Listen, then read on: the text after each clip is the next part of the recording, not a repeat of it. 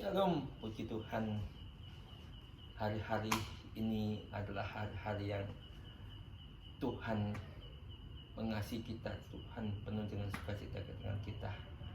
Mari kita melakukan mengerti tentang kebenaran firman Tuhan.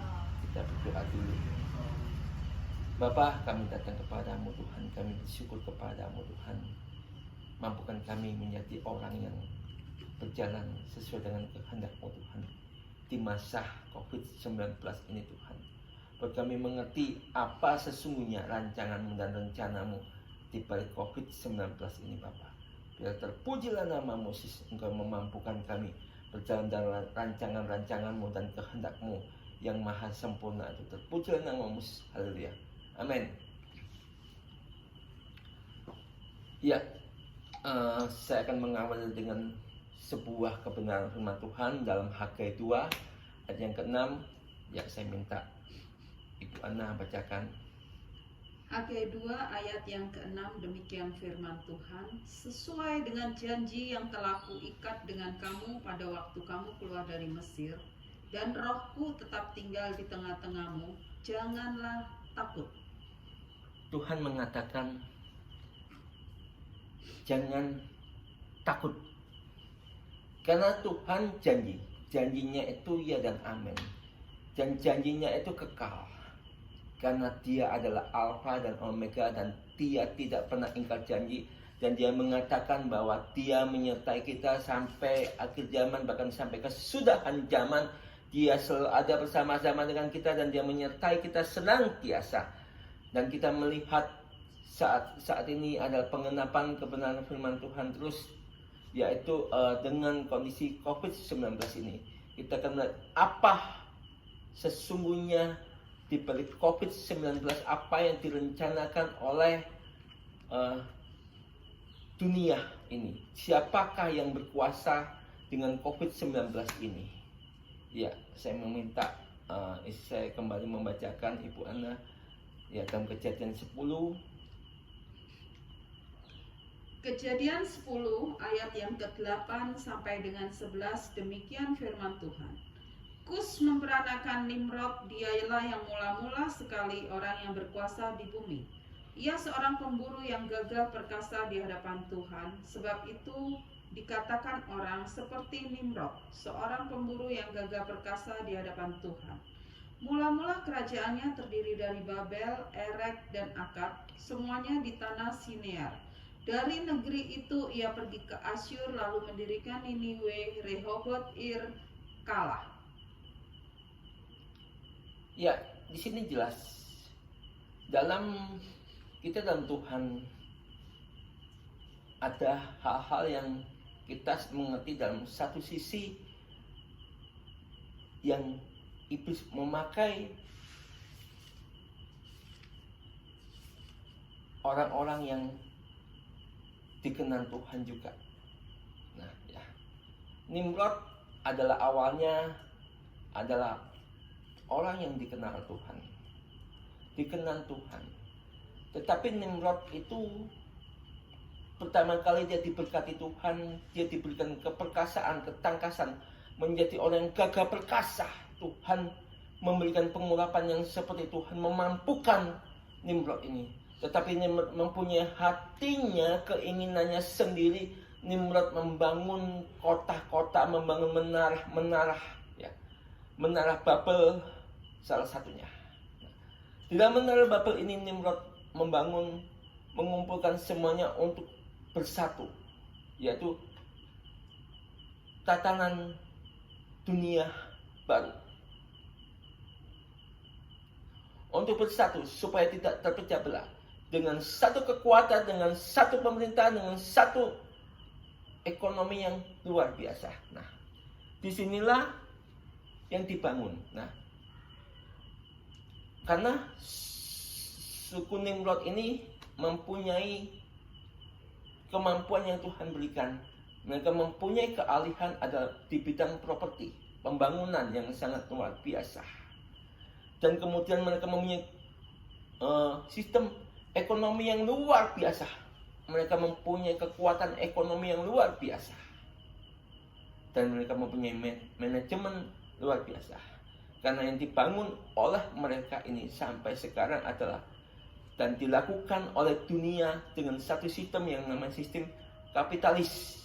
Nah, sistem kapitalis ini dikerjakan oleh umat manusia. Sampai hari ini seluruh dunia melakukan dengan sistem kapitalis. Nah, sistem kapitalis ini bukan sistem ekonomi kerajaan Tuhan. Bapak Ibu, ya. Saya menyampaikan hal ini sebagai sebuah perkenalan dahulu. Ya. Sistem kapitalis yang dibangun ini, ya. Karena COVID-19 ini dirancang, diperkaya, katanya, untuk kita berdampingan dengan COVID-19. Akhirnya yang dijual, dilempar kepada dunia adalah ketakutan. Teror ketakutan terus digencarkan kepada setiap manusia di bumi ini. Dan akhirnya banyak orang takut, tidak terlepas. Mau besar, kecil, tua, muda, mau kondisi ekonomi yang bagus, tidak bagus, semuanya mengalami ketakutan, kekhawatiran, dan lain sebagainya, digencarkan sedemikian rupa. Padahal Tuhan mengatakan sebagai umat Tuhan, Tuhan berkata, firman yang tadi saya sampaikan di Hagai 2:6, jangan takut, aku menyertaimu. Aku menyertaimu. Bahkan Tuhan Yesus sendiri berkata, aku menyertai engkau sampai kesudahan zaman. Tuhan berkata seperti itu. Tuhan berfirman seperti itu. Sistem kapitalis ini terus dikembangkan sedemikian rupa. Sistemnya, manajemennya dikembangkan sedemikian rupa. Yang berbeda dengan sistem ekonomi surgawi. Apa itu ekonomi surgawi? Kita melihat dalam Matius 6 ayat yang 33. Ini semua kita sudah hafal, mengerti. Ya, saya minta Ibu Ana bacakan. Matius 6 ayat yang ke-33 sampai dengan 34, demikian firman Tuhan. Tetapi carilah dahulu kerajaan Allah dan kebenarannya, maka semuanya itu akan ditambahkan kepadamu. Sebab itu janganlah kamu khawatir akan hari besok, karena hari besok mempunyai kesusahannya sendiri. Kesusahan sehari cukuplah untuk sehari. Untuk membangun sistem kerajaan Allah. Apa sistem kerajaan Allah? Carilah dahulu kerajaan Allah dan kebenarannya. Apa itu kerajaan Allah dan kebenarannya? Tuhan mengatakan, hati yang gembira adalah obat. Ketika hati kita gembira di dalam Tuhan, kita bersuka cita di dalam Tuhan, kita mencari Tuhan, maka kita akan mengerti sistem ekonomi kerajaan Allah. Sistem ekonomi kerajaan Allah itu luar biasa. Tuhan mengatakan, cari dahulu kerajaan Allah dan kebenarannya, maka akan diberikan kepada kita. Dan Tuhan mengatakan, jangan takut, jangan khawatir. Kesusahan sehari cukup sehari. Apa itu maksudnya Bapak Ibu? Iya, saya meminta Ibu Ana membaca lebih lanjut dalam Matius pasal yang ke-14 ayat yang ke-17.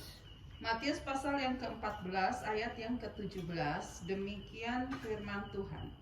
Jawab mereka, yang ada pada kami di sini hanya 5 roti dan 2 ikan. Yesus berkata, bawalah kemari kepadaku. Lalu disuruhnya orang banyak itu duduk di rumput, dan setelah diambilnya 5 roti dan 2 ikan itu, Yesus menengadah ke langit dan mengucap berkat.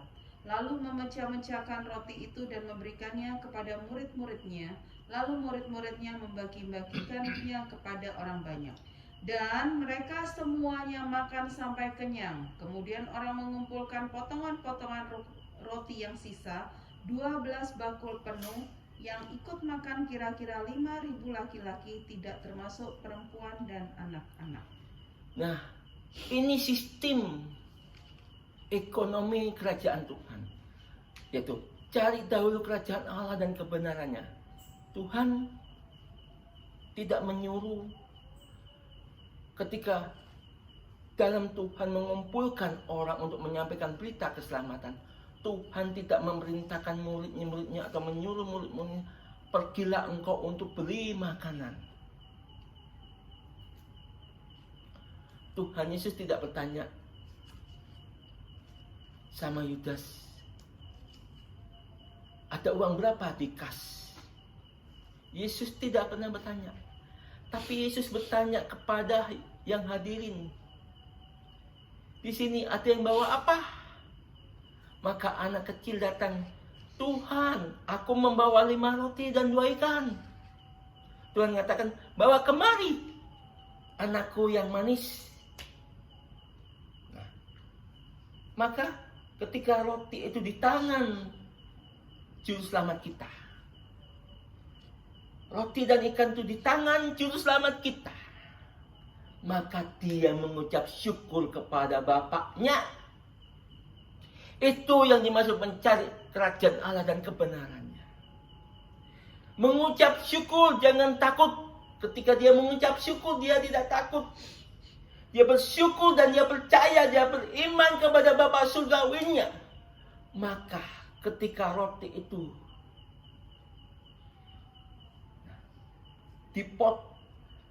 dipotek-potek, dibagikan, terjadilah mujizat berlipat kali ganda di sana yang dilakukan oleh murid-muridnya. Begitu juga ketika ikan itu mulai dibagi-bagikan, terjadilah mujizat yang luar biasa. Itu sistem ekonomi kerajaan Allah. Itu yang Tuhan mau, Bapak Ibu.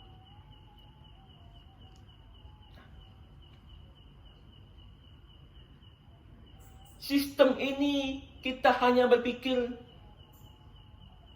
kejadiannya mungkin hanya sekali, Bapak Ibu. Tidak. Buktinya apa? Saya mengajak kita membaca Matius pasal yang ke-16. Mulai ayat 5 sampai 12. Saya kembali meminta Ibu Anda membacakan firman Tuhan. Matius pasal yang ke-16 ayat 5 sampai dengan 12. Demikian firman Tuhan tentang ragi orang Farisi dan Saduki. Pada waktu murid-murid Yesus menyeberang danau, mereka lupa membawa roti. Yesus berkata kepada mereka, "Berjaga-jagalah dan waspadalah terhadap ragi orang Farisi dan Saduki." Maka mereka berpikir-pikir dan seorang berkata kepada yang lain, itu dikatakannya karena kita tidak membawa roti. Dan ketika Yesus mengetahui apa yang mereka perbincangkan, ia berkata, "Mengapa kamu memperbincangkan soal tidak ada roti?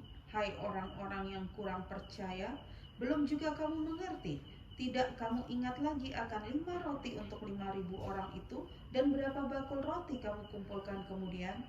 Ataupun akan 7 roti untuk 4.000 orang itu, dan berapa bakul kamu kumpulkan kemudian? Bagaimana mungkin kamu tidak mengerti bahwa bukan roti yang kumaksudkan? Aku berkata kepadamu, waspadalah terhadap ragi orang Farisi dan Saduki. Ketika itu barulah mereka mengerti bahwa bukan maksudnya supaya mereka waspada terhadap ragi roti, melainkan terhadap ajaran orang Farisi dan Saduki.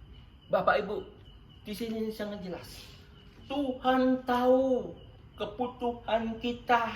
Tuhan tahu kita butuh makan minum, Tuhan tahu kita butuh aktivitas, Tuhan tahu kita butuh bergerak, Tuhan tahu kita butuh pekerjaan, Tuhan tahu kita butuh usaha, Tuhan tahu kita butuh melayani Dia, Tuhan tahu kita membutuhkan untuk melayani sesama kita.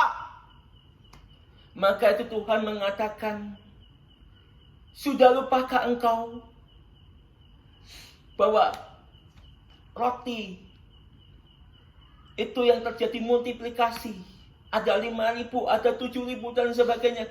Sudah lupakah? Nah, kebanyakan kita umat percaya, Ketika kita kehilangan fokus kepada Tuhan, maka yang kita ingat, kita tidak bisa mengerti benar apa perkataan Tuhan.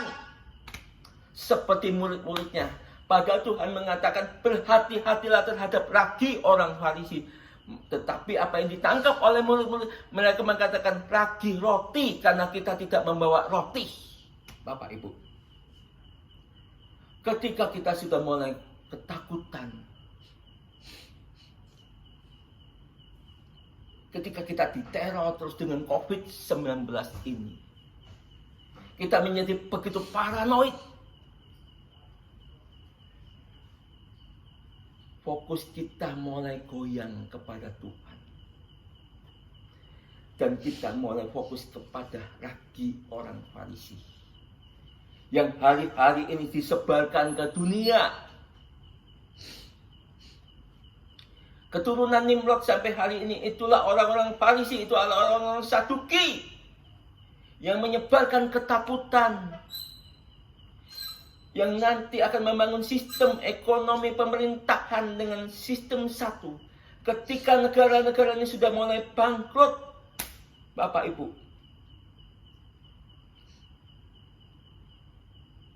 maka tatanan dunia baru ini menawarkan hutang.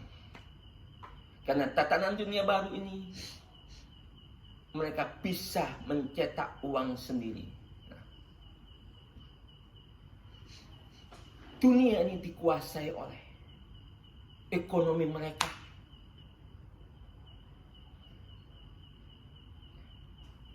Mereka bisa mencetak dolar. Bukan Amerika yang mampu mencetak dolar. Mereka yang mampu mencetak dolar. Karena perkataan mereka itu sangat didengar. Itulah lagi orang Farisi. Kita harus fokus kepada ajaran Tuhan Yesus. Tuhan Yesus tidak mengajarkan sistem ekonomi kapitalis, Bapak Ibu. Sistemnya, bagaimana terjadinya? Saya mengajak kita ambil satu tokoh, contohnya, Bapak Ibu. Saya meminta kembali Ibu Ana membacakan firman Tuhan dalam Roma 4 ayat 1 sampai 8. Roma 4 ayat 1 sampai dengan 8, demikian firman Tuhan. Abraham dibenarkan karena iman. Abraham dibenarkan karena iman. Jadi apakah yang akan kita katakan tentang Abraham, bapa leluhur jasmani kita? Sebab jikalau Abraham dibenarkan karena perbuatannya, maka ia beroleh dasar untuk bermegah, tetapi tidak di hadapan Allah. Sebab apakah dikatakan nas kitab suci, lalu percayalah Abraham kepada Tuhan, dan Tuhan memperhitungkan hal itu kepadanya sebagai kebenaran. Kalau ada orang yang bekerja, upahnya tidak diperhitungkan sebagai hadiah, tetapi sebagai haknya. Tetapi kalau ada orang yang tidak bekerja, namun percaya kepada Dia yang membenarkan orang durhaka, imannya diperhitungkan menjadi kebenaran. Seperti juga Daud menyebut berbahagia orang yang dibenarkan Allah bukan karena berdasarkan perbuatannya. Berbahagialah orang yang diampuni pelanggaran-pelanggarannya dan yang ditutupin dosa-dosanya. Berbahagialah manusia yang kesalahannya tidak diperhitungkan Tuhan kepadanya. Bapak Ibu, Abraham adalah sebuah tokoh Tuhan di dalam iman dan berkat ekonomi kerajaan surga, Bapak Ibu. Karena firman Tuhan mengatakan, olehmu Abraham, semua umat orang percaya akan memperoleh berkat. Betul? Amin, Bapak Ibu. Abraham pernah melakukan kesalahan. Abraham pernah melakukan sesuatu hal yang yang tidak dikenan oleh Tuhan.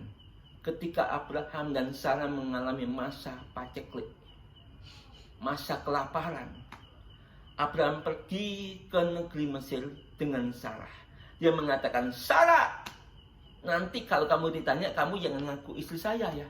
Ngaku adik saya, ngaku saudara saya. Sarah melakukan. Karena raja suka dengan Sarah, maka Abraham diberi harta benda dan segala keperluannya. Abraham takut dibunuh, Bapak Ibu. Tetapi Tuhan Allah yang Maha Kuasa itu, Bapa surgawi yang kuat dan dahsyat itu, langit itu tatanya dan bumi tumpuan kakinya itu berkata, hai Raja Mesir, jangan engkau jama itu istrinya Nabi. Takut Raja Mesir, Bapak Ibu. Dikembalikan, ditanya Abraham, iya, ini istrimu ya? Iya. Ya udah bawa. Belum aku apa-apain dan tidak aku apa-apain karena Tuhan berkata dengan aku, tidak boleh menjamanya. Kalau aku menjamanya, aku pasti mati. Di sini yang dikatakan, karena Abraham melangkah dengan iman, bukan berdasarkan perbuatan, maka segala kesalahan Abraham diampuni, Bapak Ibu. Dan sangat jelas tadi dikatakan oleh firman Tuhan, kalau orang bekerja itu memperoleh upah, bukan hadiah Bapak Ibu, tetapi haknya. Tapi ekonomi kerajaan surga itu Tuhan ingin selalu memberkati kita, ingin memberikan hadiah kepada kita. Betul? Amin? Asal kita membuang sistem yang dibangun oleh dunia sejak kita kecil sampai kita dewasa, sampai kita hari ini, ya. Sampai umur Bapak Ibu umur berapa? Itu buang semua sistem ekonomi dunia. Kembali kepada sistem kerajaan surga. Kalau Bapak Ibu mau diberkati oleh Tuhan. Hidup di dalam ekonomi kerajaan surga. Saya bicara tentang ekonomi kerajaan surga hari ini. Sesuatu yang paling sederhana dahulu. Dasar banget Bapak Ibu. Karena Bapak Ibu, setiap kita mengenal kedalaman 5 roti dan 2 ikan itu apa?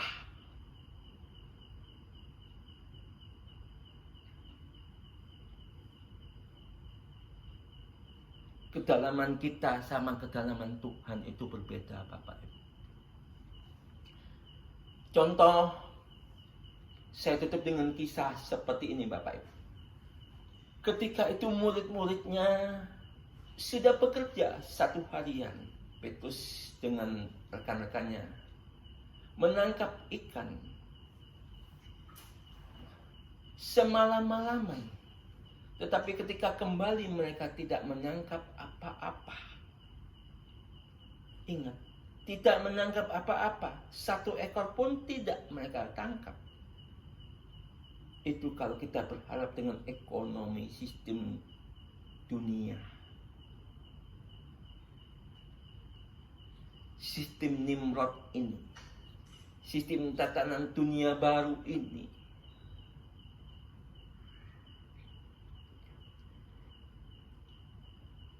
Karena tatanan dunia baru ini menawarkan, begitu nanti kita terus diteror, kita takut, akhirnya kita diberi vaksin. Tapi vaksin itu dikemas sedemikian rupa dengan chip itu. Disuntikkan. Seperti kita dulu kecil kita divaksin polio, cacar atau apapun. Bapak Ibu. Sama. Kita akan divaksin seperti itu. Karena Bill Gates mengatakan bahwa dia akan menemukan vaksinnya untuk COVID-19 ini. Dan dia sudah menyampaikan untuk disatukan dengan chip itu. Chip bilangan seorang anak manusia itu 666. Itu Bapak Ibu. Dengan chip itu, kesehatan kita dijamin, kesejahteraan kita dijamin, ya, kebutuhan kita dijamin, anak-anak pendidikan kita dijamin. Mereka membuat sistem kesejahteraan buat dunia. Tetapi kalau sudah seperti itu, kita tidak akan mengalami kerajaan surga. Kita tidak akan bisa menjadi lemah gadis yang bijaksana. Kita tidak akan bisa berjumpa Tuhan di awan-awan, Bapak Ibu. Karena kedalaman Tuhan itu berbeda dengan kedalaman manusia. Setelah itu saya lanjutkan yang tadi Bapak.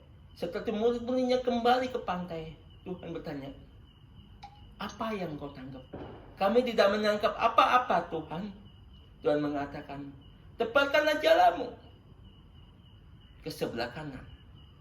Tuhan berkata, murid-muridnya berkata, ya Tuhan, kami semalaman tidak menangkap apa-apa. Tetapi oleh karena Engkau menyuruhnya, kami melakukan juga. Ketika mereka melakukan, mereka